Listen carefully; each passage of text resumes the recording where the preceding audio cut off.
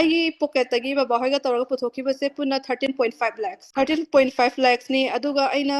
moise tawrise fraud ne sum haidi moin tawrise manungda oida pada mayam tawe khangapuse kamaina no har kasida aise training mayam moina thai training mayam sum tamna sum tharpasida moina registration kamaina tawi purchase tawbana kamaina tawi haibase ai tapna khangba hore haidi moina 1.8 logera 2 logera adu akogi receipt lakadoidi only 1.6 oigera 1.7 oigera adu khatani lakadoise aremba paisa gaise aina sum khalle receipt laiba paisa se tadabida moina mayamdagi natraga akoidagi lawri paisa se kaigino haibase ai sum moida sum khanba hore aduga last di sum moina hairiba moina di market value ne haibase sidagi henna moina lawraga mayamdagi lawraga receipt tu da tabaduna tido khraga hembaduna moigi oiraga lerame adudagi adugi sumata commodity se kaino ba you live product natraga commodity se kaino ba you live lairiba se kaino yes product se moina piri se dinner set laye adudagi ghari ayamba adudi water purifier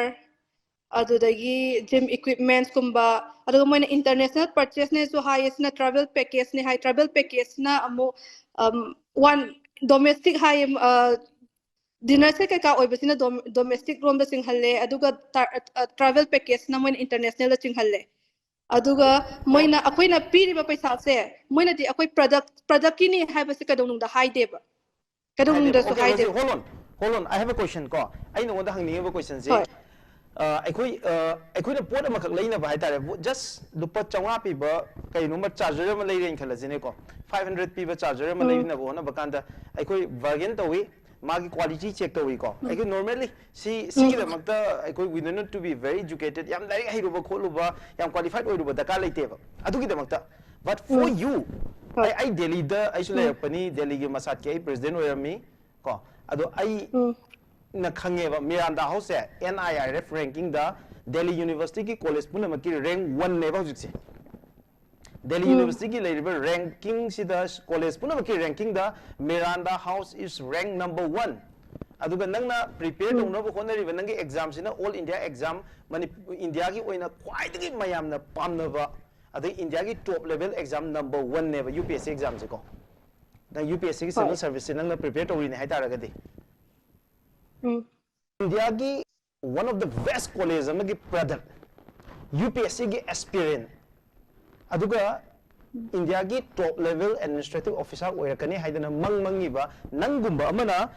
13.5 lakh se pidringai da nang sigi fraud activity ne habase nang kamai khangudrino si sigi mata sung khang mangang ide kai gino haiba matam sida moina khoida lawriba meeting adoidi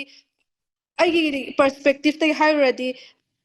brother nikas to aina adki matik yam thazagi mangonda over confidence oibana sumaram oigadoine mangonda haidi even aina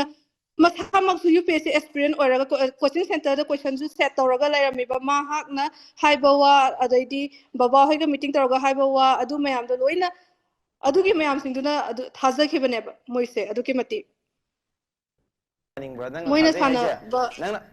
can believe you, I can trust you, but can you believe yourself? Nang nasana yaning brava just kanagumba somebody with reputation ne hero, somebody with qualification ne hero, kanagumba anything such senseless oiva, baseless oiva, wafum mayam hire kandan just for the name say me dugi behalf to nang loin thaze have nang nasana accept to brava. Hoi ai matam duda ai 13.5 lakhs ko 13.5 lakhs nang yam easily piram do man de ko yam wana piram gani I ozada sulake and before that nang na 13.5 lakhs pina bo hotna bada nang yam ti waram gani khaleba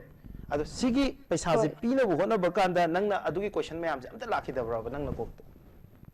la e mayam la e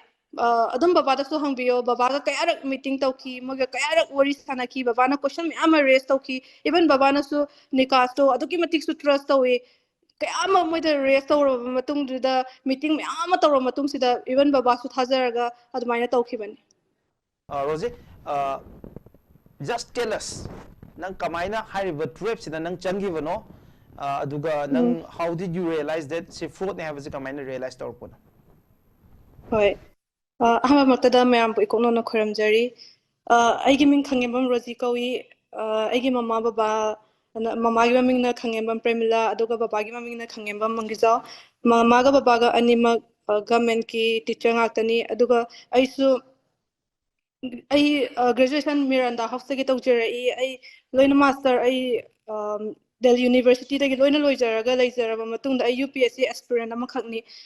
UPSCꯒꯤ aspirant ꯑꯩꯅ ꯗꯦꯜꯂꯤꯗ ꯒ꯭ꯔꯦꯖꯨꯑꯦꯁꯟꯒꯤ ꯆꯪꯈ꯭ꯔꯤꯁꯤꯁꯨ ꯑꯌꯥꯝꯕ ꯑꯩꯗꯤ UPSCꯒꯤꯗꯃꯛꯇ ꯆꯪꯈꯤꯕꯅꯤ ꯑꯗꯨꯒ ꯀꯃꯥꯏꯅ ꯇꯧꯒꯦ ꯍꯥꯏꯔ ꯀꯥꯟꯁꯤꯗ ꯑꯩ ꯒ꯭ꯔꯦꯖꯨꯑꯦꯁꯟ ꯂꯣꯏꯔꯦ ꯑꯗꯩꯗꯤ ꯃꯥꯁꯇꯔ ꯂꯣꯏꯔꯦ ꯑꯩꯒꯤ ꯑꯍꯥꯟꯕ ꯑꯦꯇꯦꯝꯞꯁꯦ ꯃꯌꯥꯝꯅꯁꯨ ꯍꯦꯟꯅ ꯈꯪꯕꯤꯔꯤꯗꯨꯅꯤ UPSC ꯑꯃ ꯄ꯭ꯔꯤꯄꯦꯔꯦꯁꯟ ꯇꯧꯕ ꯍꯥꯏꯕꯁꯦ ꯒꯥꯏꯗꯂꯥꯏꯟ ꯃꯌꯥꯝ ꯑꯃ ꯆꯪꯉꯤ ꯑꯗꯨꯅ ꯑꯩꯒꯤꯗꯤ ꯒꯥꯏꯗꯂꯥꯏꯟꯗꯣ ꯇꯧꯕꯤꯅꯕ ꯂꯩꯇꯕꯅꯤꯅ ꯑꯩꯅ ꯏꯍꯥꯟ ꯍꯥꯟꯅ ꯊꯦꯡꯅꯕꯁꯦ ꯕ꯭ꯔꯗꯔ ꯅꯤꯀꯥꯁ ꯍꯥꯏꯅ ꯂꯥꯡꯃꯩꯗꯣꯡꯗꯒꯤ ꯊꯧꯅꯥꯎꯖꯝ ꯅꯤꯀꯥꯁ ꯍꯥꯏꯅ ꯑꯃꯈꯛ ꯊꯦꯡꯅꯩ ꯃꯥꯁꯦ ꯃꯇꯝꯗꯨꯗ UPSCꯒꯤ कोचिंग सेंटर क्वेश्चन सेटर है मासे लेरमी मंगोंदगी एग्जाम की सजेशन मैम लवी सजेशन मैम से मंगोंद हंगी इबुंग कमायना तौगनी सी करी पागनी मंगोंदी सजेशन मैम से लौरबे प्रीलिम्स एग्जाम से थारब कोरोना की एग्जाम से अदुम यैथोग मेंस के एग्जाम से यैथोग लेबा मतमसु ओये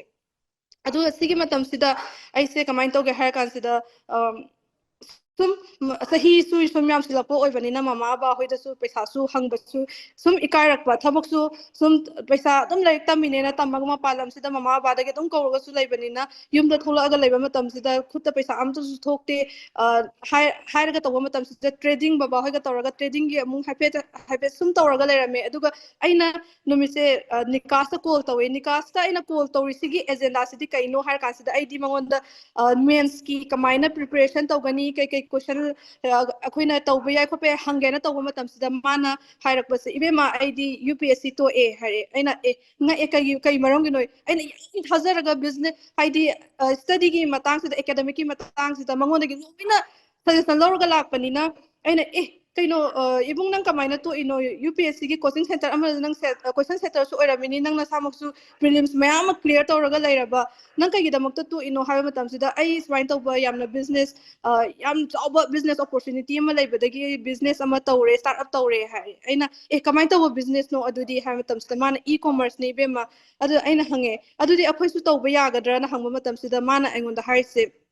तौनिंगे हरगा तौबसु याबदी नत्ते अदुबु अइना दि हंगे सि अइ एग्जाम थाना थाना अइ लाइक तमना तमना नत्रगा अइ थबक तौना तौना तौबा याबदी ओइगद्रा माना या एनीवेयर नंगना तौबा या अदुबु ख्वाइदगी लुरिदी सिगी बिजनेस से नंगना तौनिंगे हरगा कांदा तौबा फंगदबा नत्ते इंटरव्यू तौगदोइनी इंटरव्यू सिजु नंग राउंड अनि फंगदोइनी असिदा नंग खलकतबा हाइबा मसु लै इंटरनेशनल प्लेटफॉर्म दा तौगदोइनी हाइबसिदा अइसे याम चाव बिजनेस अमा हाइना खनख्रेब हाइदी अदुकी मत अइना कॉन्फिडेंस लेबसे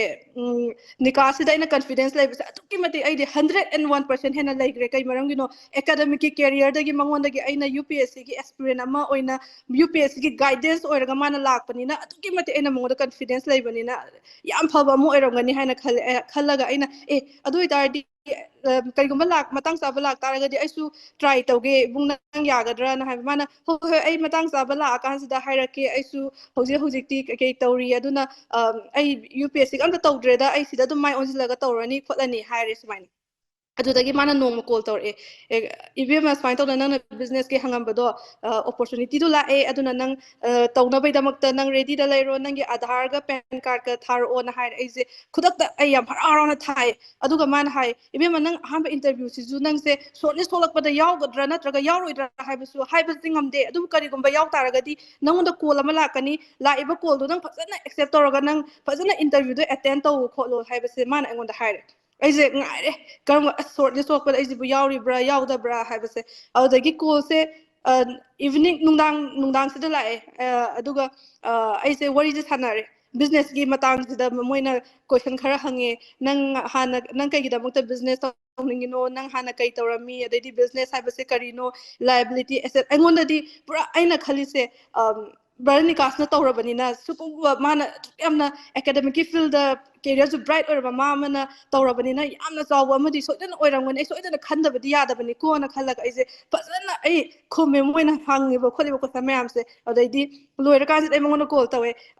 इबुंग अइसमाइना इंटरव्यू दु लाए इंटरव्यू दु लाअबनिना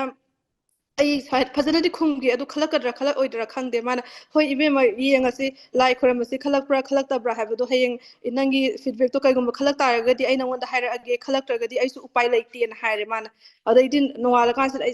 ꯑꯩꯁꯦ ꯋꯥꯈꯜꯁꯦ ꯆꯔꯥꯡꯅꯔꯦ ꯈꯜꯂꯝꯗꯣꯏꯖꯥꯠꯂꯥ ꯈꯜꯂꯝꯃꯣꯏꯗꯣꯏꯖꯥꯠꯂꯥ ꯍꯥꯏꯕꯁꯦ ꯑꯗꯨꯗꯒꯤ ꯃꯥꯅ ꯀꯣꯜ ꯇꯧꯔꯛꯑꯦ ꯑꯩꯉꯣꯟꯗ ꯏꯕꯦꯝꯃ ꯅꯪ ꯉꯔꯥꯡꯒꯤꯗꯣ ꯁꯨꯃꯥꯏꯅ ꯇꯧꯗꯅ ꯅꯪ ꯁꯦꯂꯦꯛꯁꯟ ꯇꯧꯔꯦ ꯈꯣꯠꯂꯦ ꯃꯤ ꯅꯪ ꯃꯊꯪꯒꯤ ꯏꯟꯇꯔꯚ꯭ꯌꯨꯒꯤꯗꯃꯛꯇ ꯔꯦꯗꯤ ꯂꯩꯌꯨ ꯅꯪ ꯏꯟꯇꯔꯚ꯭ꯌꯨꯗꯣ ꯅꯪꯗꯤ ꯌꯨꯝꯗ ꯂꯩꯕꯅꯤꯅ ꯅꯪ ꯖꯨꯝꯗ ꯑꯦꯇꯦꯟ ꯇꯧꯔꯣ ꯍꯧꯖꯤꯛ ꯂꯣꯛꯗꯥꯎꯟꯁꯨ ꯑꯣꯏꯕꯅꯤꯅ ꯅꯪ ꯐꯖꯅ ꯐꯣꯔꯃꯦꯜ ꯗ꯭ꯔꯦꯁ ꯅꯪ ꯃꯦꯟꯇꯦꯟ ꯇꯧꯒꯗꯕꯅꯤ ꯃꯤ ꯀꯅꯥꯝꯇ ꯂꯥꯡꯕ ꯌꯥꯗꯦ ꯅꯪꯒꯤ ꯁꯔꯥꯎꯟꯗꯤꯡꯗ ꯃꯤ ꯆꯪꯕ ꯌꯥꯗꯦ ꯅꯪ ꯖꯨꯝ ꯐꯖꯅ ꯏꯟꯁꯇꯣꯜ ꯇꯧꯔꯣ ꯈꯣꯠꯂꯣ ꯍꯥꯏꯔꯦ ꯑꯗꯨꯗꯒꯤ ꯑꯩꯁꯦ ꯏꯚꯟ ꯑꯩꯒꯤ ꯐꯣꯔꯃꯦꯜ ꯗ꯭ꯔꯦꯁ ꯂꯩꯇꯕꯩꯗꯃꯛꯇ ꯑꯩ ꯀꯃꯥꯏꯅ ꯇꯧꯒꯦ ꯍꯥꯏꯔ ꯀꯥꯟꯁꯤꯗ ꯏꯅꯥꯎꯄꯥꯒꯤ ꯃꯥꯒꯤ ꯁ꯭ꯀꯨꯜꯒꯤ ꯌꯨꯅꯤꯐꯣꯔꯝꯒꯤ ꯐꯨꯔꯤꯠꯇꯣ ꯑꯩ ꯂꯤꯠꯂꯦ ꯑꯗꯩꯗꯤ ꯃꯥꯅ ꯇꯦꯁ ꯀꯣꯜ ꯇꯧꯔꯛꯑꯦ ꯇꯦꯁ ꯀꯣꯜ ꯇꯧꯕꯁꯤꯗ ꯃꯥꯅ ꯑꯩꯉꯣꯟꯗ ꯌꯥꯔꯦ ꯈꯣꯠꯂꯦ ꯅꯪ ꯑꯗꯨꯃꯥꯏꯅ ꯐꯖꯅ ꯑꯦꯇꯦꯟ ꯇꯧ ꯅꯪ ꯀꯩꯝꯇ ꯅꯪ ꯍꯦꯛ ꯅꯪꯒꯤ ꯅꯥꯀꯟ ꯌꯦꯠ ꯑꯣꯏꯗ ꯃꯤ ꯂꯥꯡ ꯇꯥꯔꯒꯗꯤ ꯅꯪ ꯀꯦꯟꯁꯦꯜ ꯆꯠꯈꯤꯗꯣꯏꯅꯤ ꯍꯥꯏꯔꯦ ꯑꯗꯨ ꯑꯩꯅ ꯃꯃꯥ ꯕꯕꯥ ꯑꯗꯨꯗꯩꯗꯤ ꯏꯃꯨꯡꯗ ꯂꯩꯔꯤꯕ ꯃꯤ ꯃꯌꯥꯝꯗ ꯑꯩꯅ ꯂꯣꯏ ꯍꯥꯏꯔꯦ ꯑꯩ ꯊꯣꯡ ꯂꯣꯟꯁꯤꯜꯂꯦ ꯑꯩ ꯁꯨꯃꯥꯏꯅ ꯏꯟꯇꯔꯚ꯭ꯌꯨ ꯑꯦꯇꯦꯟ ꯇꯧꯒꯗꯣꯏꯅꯤ ꯑꯗꯨꯅ ꯀꯅꯥꯝꯇ ꯂꯥꯡꯍꯜꯂꯛꯀꯅꯨ ꯈꯣꯠꯀꯅꯨ ꯍꯥꯏꯔꯒ ꯏꯟꯇꯔꯚ꯭ꯌꯨꯁꯦ ꯑꯦꯇꯦꯟ ꯇꯧꯔꯀꯥꯟꯁꯤꯗ ꯂꯥꯁꯇ ꯏꯟꯇꯔꯚ꯭ꯌꯨ ꯑꯍꯥꯟꯕꯒꯤ ꯏꯟꯇꯔꯚ꯭ꯌꯨꯁꯤꯗ ꯐꯖꯅ ꯀꯩꯅꯣ ꯇꯧꯔꯦ ꯃꯣꯏꯅ ꯕꯤꯖꯤꯅꯦꯁꯀꯤ ꯀꯩꯀꯩ ꯃꯌꯥꯝ ꯑꯃ ꯍꯥꯏꯗꯤ ꯄꯦꯁꯤቭ ꯏꯟꯀꯝ ꯑꯦꯛꯇꯤቭ ꯏꯟꯀꯝ ꯑꯗꯨꯗꯩꯗꯤ ꯃꯌꯥꯝ ꯑꯃ ꯑꯩꯅ ꯈꯪꯗꯕ ꯅꯣꯂꯦꯖ ꯃꯌꯥꯝ ꯑꯃ ꯍꯪꯉꯦ ꯑꯗꯩꯗꯤ ꯑꯍꯥꯟꯕ ꯂꯧꯕꯤꯔꯝꯕ ꯃꯤꯗꯨꯅ ꯑꯩꯉꯣꯟꯗ ꯍꯥꯏꯔꯦ ꯅꯪ ꯍꯧꯖꯤꯛ ꯐꯖꯅ ꯅꯪ ꯍꯧꯖꯤꯛ ꯍꯥꯏꯔꯤꯁꯦ ꯅꯪꯒꯤ ꯅꯦꯛꯁ ꯐꯥꯏꯅꯦꯜ ꯔꯥꯎꯟꯁꯦ ꯁꯤꯗꯅꯤ ꯅꯪ ꯁꯦꯂꯦꯛ ꯇꯧꯕ ꯅꯠꯇ꯭ꯔꯒ ꯇꯧꯗꯕ ꯍꯥꯏꯅ ꯗꯤꯁꯥꯏꯠ ꯇꯧꯒꯗꯣꯏꯁꯦ ꯑꯗꯨꯅ ꯑꯩꯅ ꯍꯧꯖꯤꯛ ꯍꯥꯏꯈꯤꯕ ꯃꯌꯥꯝꯁꯦ ꯅꯪ ꯐꯖꯅ ꯅꯩꯅꯔꯣ ꯑꯗꯨ ꯍꯧꯖꯤꯛ ꯊꯦꯡꯅꯒꯗꯧꯔꯤꯕ ꯁꯔꯁꯦ ꯅꯣꯔꯠ ꯏꯁꯀꯤ ꯈ꯭ꯋꯥꯏꯗꯒꯤ ꯆꯥꯎꯕ ꯁꯔ ꯑꯃꯈꯛꯅꯤ ꯑꯗꯨꯅ ꯅꯪ ꯁꯤ ꯊꯦꯡꯅꯕ ꯍꯥꯏꯕꯁꯦ ꯅꯪ ꯈ꯭ꯋꯥꯏꯗꯒꯤ ꯂꯥꯏꯕꯛ ꯐꯔꯕꯅꯤ ꯅꯪ ꯁꯤ ꯐꯖꯅ ꯑꯦꯇꯦꯟ ꯇꯧ ꯇꯥꯔꯒꯗꯤ ꯅꯪ ꯈꯟꯗꯕ ꯅꯪꯒꯤ ꯂꯥꯏꯕꯛ ꯂꯦꯞꯀꯗꯣꯏꯅꯤ ꯍꯥꯏꯔꯦ ꯑꯗꯩꯗꯤ ꯃꯊꯪ ꯑꯃ ꯆꯪꯉꯛꯑꯦ ꯑꯩꯁꯦ ꯄꯥꯈꯠꯂꯦ ꯉꯥꯏꯍꯥꯛ ꯒꯦꯞ ꯂꯩꯕꯁꯤꯗ ꯑꯁ ꯑꯩꯁꯤꯕꯨ ꯀꯃꯥꯏꯅ ꯇꯧꯒꯗꯣꯏꯅꯣ ꯈꯣꯠꯀꯗꯣꯏꯅꯣ ꯍꯥꯏꯁꯦ ꯄꯥꯈꯠꯂꯒ ꯑꯩꯁꯦ ꯐꯖꯅ ꯐꯨꯜ ꯀꯟꯁꯦꯟꯇ꯭ꯔꯦꯁꯟꯗ ꯑꯩꯁꯦ ꯑꯦꯇꯦꯟ ꯇꯧꯔꯦ ꯋꯥꯔꯤꯁꯦ ꯁꯥꯔꯦ ꯑꯗꯨꯗꯒꯤ ꯁꯔ ꯃꯣꯏꯒꯤ ꯑꯀꯣꯟꯕꯒꯤ ꯂꯧꯔꯤꯕꯗꯨꯅ ꯑꯩꯉꯣꯟꯗ ꯅꯪ ꯍꯧꯖꯤꯛ ꯀꯩ ꯇꯧꯔꯦ ꯑꯩꯅ ꯈꯤꯇꯪ ꯇ꯭ꯔꯦꯗꯤꯡꯒꯤꯁꯨ ꯃꯇꯥꯡꯗ ꯋꯥꯔꯤ ꯁꯥꯕꯁꯤꯗ ꯇ꯭ꯔꯦꯗꯤꯡꯅ ꯀꯩꯅꯣ ꯈꯣꯠꯄꯅꯣ ꯃꯌꯥꯝ ꯑꯃ ꯃꯥꯅꯁꯨ ꯋꯥꯔꯤ ꯁꯥꯔꯀꯥꯟꯁꯤꯗ ꯂꯥꯁꯇ ꯄꯩꯁꯥ ꯍꯥꯏꯔꯛꯑꯦꯕ ꯄꯩꯁꯥꯁꯦ ꯀꯌꯥ ꯍꯥꯏꯔꯛꯏ ꯍꯥꯏꯔ ꯀꯥꯟꯁꯤꯗ ꯑꯩꯉꯣꯟꯗ 1.75 ꯍꯥꯏꯔꯛꯄꯁꯤꯗ ꯑꯩꯁꯦ ꯈꯤꯇꯪꯗꯤ ꯈꯧꯇꯛ ꯆꯥꯏ ꯍꯥꯏꯕꯗꯤ ꯃꯇꯝꯁꯤꯗ ꯂꯣꯛꯗꯥꯎꯟꯁꯨ ꯑꯣꯏꯕꯅꯤꯅ ꯈꯤꯇꯪ ꯐꯥꯏꯅꯥꯟꯁꯤꯌꯦꯜ ꯀꯟꯗꯤꯁꯟꯁꯦ ꯁ꯭ꯇꯦꯕꯜ ꯑꯣꯏꯗꯕ ꯃꯃꯥ ꯕꯕꯥꯍꯣꯏꯁꯨ ꯊꯕꯛ ꯇꯧ ꯇꯥꯔꯒꯁꯨ ꯃꯇꯝꯗꯨꯗꯗꯤ ꯂꯣꯏꯅ ꯁꯦꯂꯔꯤꯁꯨ ꯀꯩꯁꯨ ꯐꯖꯅ ꯆꯥꯡ ꯅꯥꯏꯅ ꯐꯪꯗꯕ ꯃꯇꯝ ꯑꯣꯏꯕꯅꯤꯅ ꯈꯤꯇꯪ ꯑꯩꯅ ꯈꯧꯇꯛ ꯆꯥꯔꯒ ꯂꯣꯏꯔꯛꯑꯀꯥꯟꯁꯤꯗ ꯑꯩꯅ ꯕꯕꯥꯗ ꯍꯥꯏꯌꯦ ꯕꯕꯥ ꯑꯁ ꯃꯣꯏꯗꯣ ꯄꯩꯁꯥ ꯍꯥꯏꯔꯛꯏꯗ ꯍꯥꯏꯔꯒ ꯑꯩꯁꯦ ꯋꯥꯗꯤ ꯍꯥꯏꯗ꯭ꯔꯦ Rosie, ꯑꯗꯩꯗꯤ Rosie ꯅꯣꯡꯉꯥꯜꯂꯒ ꯃꯣꯏ tabra, tabra. ꯑꯧ ꯇꯥꯏ ꯑꯧ Nagido ꯇꯥꯏ warido yam detail oirebo just make it precise. ꯍꯣꯏ Kitang precise oina liro aduga kadai waidono how did you came to realize that moina tawriba mayam je fraud activities ne se karam kan nang realize tawki nang urakpada moina tawba aran ba mayam kamaina lei adu nang paisa kam invest tawroi habana chingdo kitang adu khar precise oina libiu ꯍꯣꯏ ꯑꯗꯨ ꯍꯥꯏꯖꯔꯛꯑꯒꯦ ꯑꯩ 1.75 ꯄꯤꯔꯦ ꯑꯗꯨꯒꯤ ꯃꯇꯨꯡꯁꯤꯗ ꯃꯣꯏꯅ ꯇ꯭ꯔꯦꯅꯤꯡꯅꯦꯅ ꯇꯧꯔꯦ ꯇ꯭ꯔꯦꯅꯤꯡꯅꯦꯅ ꯇꯧꯕ ꯃꯇꯝꯁꯤꯗ ꯃꯣꯏꯅ ꯍꯥꯏꯔꯤꯁꯦ ꯑꯩꯒꯤ ꯐꯦꯃꯤꯂꯤ ꯃꯦꯝꯕꯔ ꯃꯔꯤꯈꯛ ꯅꯣꯏꯅ ꯊꯝꯍꯧ ꯇꯥꯔꯒꯗꯤ ꯁꯤꯁꯦ ꯅꯪꯒꯤ ꯈ꯭ꯋꯥꯏꯗꯒꯤ ꯈꯨꯗꯣꯡꯆꯥꯕ ꯑꯣꯏꯒꯗꯣꯏꯅꯤ ꯃꯤ ꯅꯪ ꯊꯥ ꯑꯃꯗ ꯂꯨꯄꯥ ꯂꯥꯛ ꯑꯃ ꯑꯅꯤ ꯂꯥꯛꯀꯗꯣꯏꯅꯤ ꯃꯦꯛꯁꯤꯃꯝ ꯅꯪ ꯑꯦꯚꯔꯦꯖ ꯑꯣꯏꯅ 70-80 ꯂꯥꯛꯀꯗꯣꯏꯅꯤ ꯑꯗꯨꯅ ꯅꯪꯒꯤ ꯐꯦꯃꯤꯂꯤ ꯃꯦꯝꯕꯔꯗꯨꯁꯨ ꯅꯪ ꯗꯨꯀꯥꯟ ꯄ꯭ꯂꯣꯠ ꯑꯃ ꯂꯩꯕꯕꯨꯗꯤ ꯗꯨꯀꯥꯟ ꯄ꯭ꯂꯣꯠ ꯃꯔꯤ ꯂꯩꯕꯅ ꯅꯪꯉꯣꯟꯗ ꯄꯩꯁꯥ ꯏꯟꯀꯝ ꯍꯦꯟꯅ ꯂꯥꯛꯄꯗꯣ ꯑꯗꯨꯃꯥꯏꯅ ꯆꯞ ꯃꯥꯟꯅꯅ ꯂꯥꯛꯀꯗꯣꯏꯅꯤ ꯅꯪꯅ ꯄꯨꯔꯥ ꯈꯟꯗꯥन ꯑꯃ ꯅꯪꯅ ꯀꯜꯍꯧꯕ ꯄ꯭ꯔꯣꯄꯔꯇꯤ ꯑꯃ ꯀꯜꯍꯧꯕꯒ ꯆꯞ ꯃꯥꯟꯅꯩ ꯍꯥꯏꯔꯦ ꯑꯗꯩꯗꯤ ꯕꯕꯥꯒ ꯎꯃꯦꯟꯗ꯭ꯔꯒ ꯋꯥꯔꯤ ꯁꯥꯟꯅꯔꯦ ꯖꯨꯝ ꯃꯤꯇꯤꯡꯁꯤꯗ ꯄꯨꯡ ꯀꯌꯥꯅꯣꯃ ꯋꯥꯔꯤ ꯁꯥꯟꯅꯔꯕ ꯃꯇꯨꯡꯁꯤꯗ ꯕꯕꯥꯁꯦ ꯃꯥ ꯐꯖꯅ ꯃꯥꯅ ꯑꯗꯨꯅꯤ ꯑꯗꯥꯅꯤ ꯑꯗꯨꯕꯨ ꯅꯦꯠꯋꯥꯔꯛ ꯃꯥꯔꯀꯦꯇꯤꯡꯅꯤ ꯍꯥꯏꯕꯁꯤ ꯁꯨꯡ ꯄꯟꯗꯦ ꯃꯣꯏꯅ ꯑꯗꯨꯝ ꯕꯕꯥꯗꯁꯨ ꯃꯣꯏꯅ ꯑꯣꯏꯗꯕ ꯉꯥꯡꯉꯦ ꯆꯤꯟ ꯊꯤ ꯑꯗꯨꯗꯤ ꯁꯤ ꯂꯥꯛꯀꯗꯣꯏꯅꯤ ꯑꯗꯨꯗ 11.5 ꯂꯥꯛꯁꯦ ꯀꯔꯤꯒꯨꯝꯕ ꯄꯨꯊꯣꯛꯑꯒ ꯏꯃꯨꯡꯒꯤ ꯑꯣꯏꯕ ꯃꯤ ꯃꯔꯤ ꯍꯥꯞꯍꯧ ꯇꯥꯔꯒꯗꯤ ꯃꯤ ꯍꯥꯞꯄ ꯍꯥꯏꯗꯤ ꯑꯗꯨꯁꯨ ꯃꯣꯏꯅ ꯏꯃꯨꯡꯒꯤ ꯑꯣꯏꯕ ꯀꯩꯅꯣꯁꯦ ꯀꯜꯍꯧꯕ ꯇꯥꯔꯒꯗꯤ ꯁꯤ ꯈ꯭ꯋꯥꯏꯗꯒꯤ ꯅꯨꯡꯉꯥꯏꯕ ꯑꯗꯩꯗꯤ ꯈ꯭ꯋꯥꯏꯗꯒꯤ ꯄ꯭ꯔꯣꯐꯤꯠ ꯂꯩꯕ ꯑꯃ ꯑꯣꯏꯒꯗꯣꯏꯅꯤ ꯊꯨꯅ ꯃꯌꯥꯝꯅ ꯃꯤꯅ ꯁꯤ ꯆꯦꯟꯕꯗꯣ ꯅꯪꯒꯤꯗꯤ ꯄ꯭ꯔꯣꯄꯔꯇꯤꯗꯣ ꯅꯪ ꯂꯣꯏꯅ ꯂꯩꯍꯧꯔꯕꯅꯤꯅ ꯅꯪꯉꯣꯟꯗ ꯍꯦꯟꯅ ꯏꯟꯀꯝꯗꯣ ꯗꯥꯏꯕꯔꯁꯤꯐꯥꯏ ꯇꯧꯔꯛꯑꯅꯤ ꯍꯥꯏꯔꯦ ꯑꯗꯩꯗꯤ ꯕꯕꯥꯒ ꯃꯃꯥꯒꯁꯤꯅ ꯇꯧꯔꯒ ꯁꯨꯃꯥꯏꯅ ꯇꯧꯗꯅ ꯐꯔꯕꯅꯤꯅ ꯃꯣꯏꯅꯁꯨ ꯍꯥꯏꯔꯕꯅꯤ나 ꯅꯤꯀꯥꯁꯤꯁꯨ ꯑꯗꯨꯛꯀꯤ ꯃꯇꯤꯛꯁꯨ ꯊꯥꯖꯔꯕꯅꯤ ꯃꯥꯅ ꯍꯥꯏꯔꯕꯅꯤꯅ ꯑꯐꯕ ꯑꯃꯗꯤ ꯁꯣꯏꯗꯅ ꯑꯣꯏꯔꯝꯒꯅꯤ ꯏ ꯀꯃꯔꯁꯁꯨ ꯍꯥꯏꯔꯕꯅꯤꯅ ꯃꯅꯤꯄꯨꯔꯁꯤꯗ ꯀꯩꯁꯨ ꯀꯨꯏꯗ꯭ꯔꯤ ꯑꯗꯩꯗꯤ ꯃꯤꯉꯣꯟꯗ ꯁꯨꯝ ꯍꯪꯅꯕꯗꯁꯨ ꯃꯤꯅꯁꯨ ꯑꯅꯧꯕ ꯑꯣꯏꯕꯅꯤꯅ ꯑꯗꯨꯝ ꯀꯥꯟꯅꯅꯤ ꯏ ꯀꯃꯔꯁꯁꯤꯗꯤ ꯍꯥꯟꯅꯗꯒꯤ ꯑꯗꯨꯝ ꯀꯥꯟꯅꯔꯒ ꯂꯩꯕꯅꯤ ꯈꯣꯠꯄꯅꯤ ꯍꯥꯏꯔꯛꯄꯗꯒꯤ ꯕꯕꯥ Rosie nangna warido just try to present the facts mayamdo adu mayamdo present to nang don't try to justify that nangna victim amane na justify to naba adum hotna leireba aina thajuri se adugini na adui waridu la anoba nangi facts mayam da paisa kaya pirui adagi then moina tawbase laale se nangna kamai khangpno aduda khitang particular oibiro ko maram dinga si panelist nipan muk leyeba natra moi loi ngang doini adu nangna puthoriba mayam se mayam ge expose tawdoini nangna adumaina nang nasada yamna kari oiro no ba yamna conscious oiba state amada leiro no aduga nang nasana nang ai lande habagi justification pina bu honaga no ba ko adu nangna tawruba dum nang you come out from that natra moi ge aran ba soiba mayam de thogle na expose tawni no honari ni adu taraga di nang adu wari do mayam am nang happy adu mayam da hapa no ba ko particular khitang oibiro yes hoi ai pocket tagi baba hoiga tawraga puthokibase puna 13.5 lakhs 13.5 lakhs ni aduga aina moise tawrise fraud ne sum haidi moin tawrise manungda oida pada mayam tawe khangapse kamaina no har kansida aise training mayam moina thai training mayam sum tam sum thak pasida moina registration kamaina tawi purchase tawbana kamaina tawi haibase ai tapna khangba hore haidi moina 1.8 logera 2 logera adu akogi receipt lakadoi only 1.6 oigera 1.7 oigera adu khatani lakadoi se aremba paisa gaise aina sum khalle receipt laiba paisa se ta da bida moina mayam dagi natraga akhoi dagi lori paisa se kaigino haibase ai sum moida sum khanba hore aduga last di sum moina hairiba moina di market value ne haibase sidagi henna moina lauraga mayam dagi lauraga receipt da tabaduna thido khraga hembaduna moigi oiraga lerame adudagi adugi sumata commodity se kai no ba you live product natraga commodity se kai no ba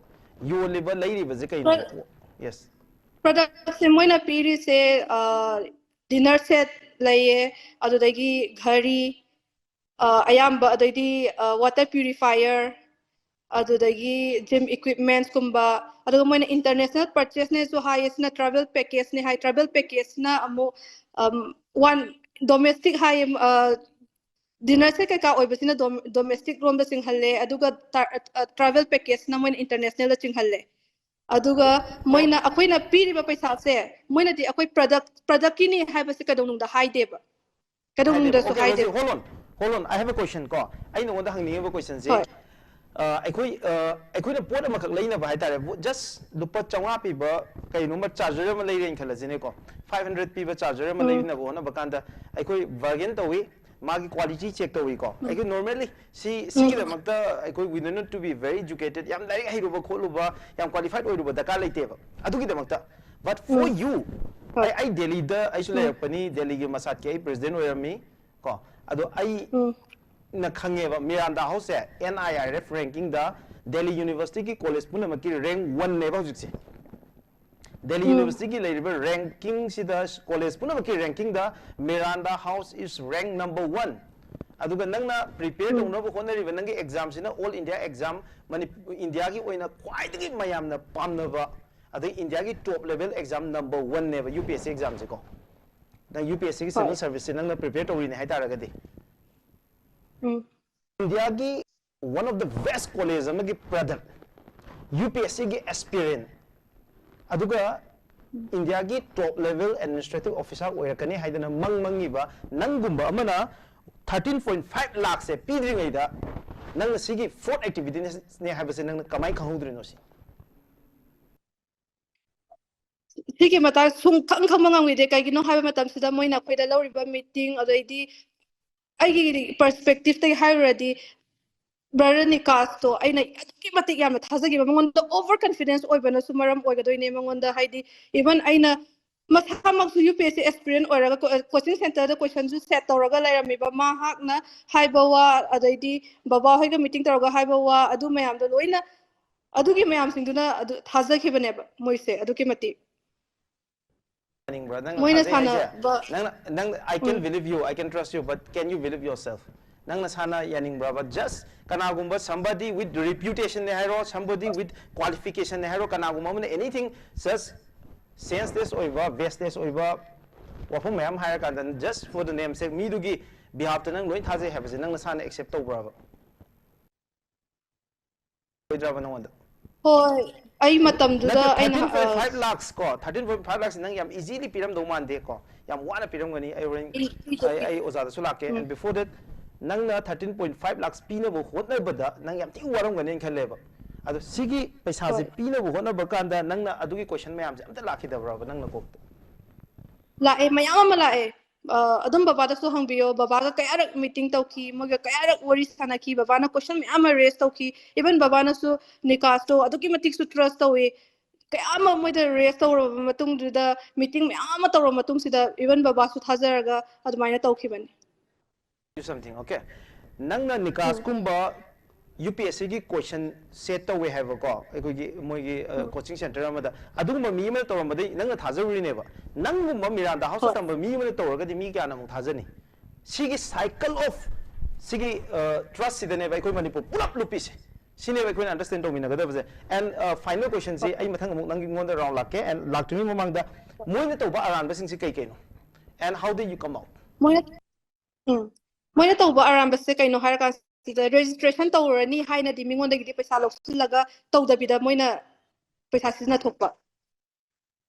adudagi aina sise thizilaba matung sida aina sige nga se registration tawdri se kai maram gi no haba matamda moina di tawre haba adubu aina di khangaba kai maram gi tawdri no haba se portal sida angang dugi ming yaw da taragadi angang do registration tawdrabani adagi activate tawda taragadi moina paisa do na purchase tawda taragadi kadonunda angang dugi portal du da color ama lay orange la kaino have ka kore adugi color dudi adu do orak taragadi activate tawre habase khangadoine paisa pi khre habase adu moina tawdabase aina adum haye moida adu moina ngoda adu nangi na thawna te nang yengsiludu adum noi Nelson na adum tawjajani noi kemta yengsilunu kholunu haina hai aduga aisna kamai tawrake har ka siguma mayam si conflict mayam se lakpadagi aina migi paisa se moina registration tawdriba thabak tokjarage even enroll bo tawdriba mi amagi paisa se moida di pisingraga moina hando yadabagi mayam ama case mayam lairi aduguma mayam sigi matang sida aina sum wari sum saba khotpa tawbodagi aise baba da wari saraga baba sina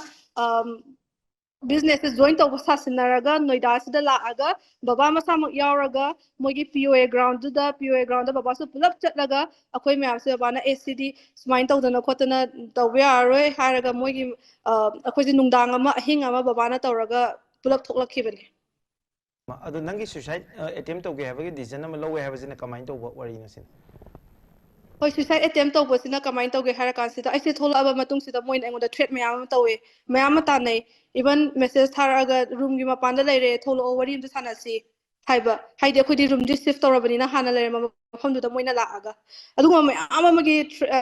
threaten tawrapa adudagi angang sing da haidi le horiba